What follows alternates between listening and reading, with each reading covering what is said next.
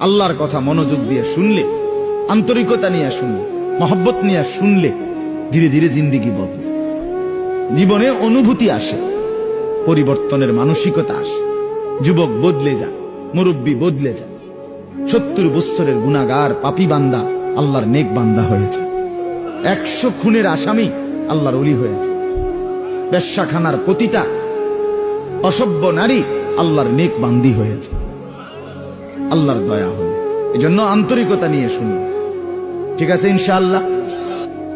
কোরআনুল কারীমের মধ্যে আছে ওয়াউরিদু আলা রাব্বিকা সাফফা, সারিবদ্ধভাবে কাতার বন্দী করে কিয়ামতের দিন তোমাদের একজন একজন আল্লাহ তাআলার সামনে উপস্থাপিত হবে, পেশ করা হবে একজন একজন।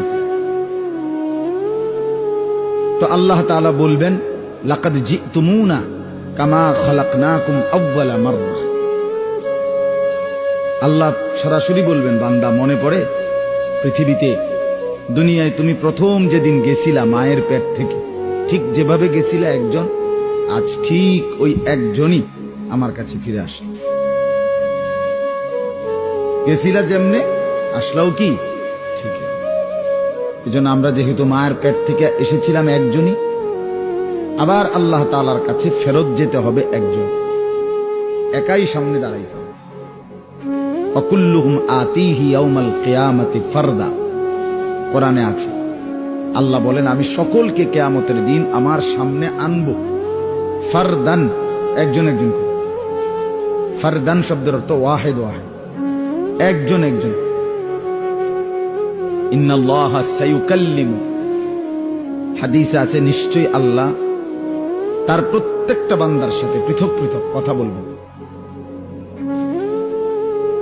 লাইসা বাইনাহু ওয়া বাইনাহু তারজুমান, আল্লাহর মাঝে এবং বান্দার মাঝে বুঝাইয়া দেওয়ার জন্য কোনো দোভাষী কেউ থাকবে না।